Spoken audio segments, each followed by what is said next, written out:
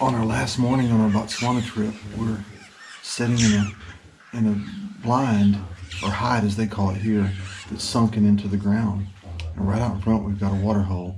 And right now, there's all kinds of birds around it. Elephants just left, and it was amazing. But one of the keys to doing blind photography, number one, is just be patient. Number two is you can move around a little bit. You don't have to be completely still, and that's the beauty of the blind. And you don't have to be completely quiet all the time either, because the blind will actually hold the sound in a little bit. You can't be real loud, but you can at least whisper to each other. And as long as you stay behind the windows, that's the key point. Stay behind the windows of the blind.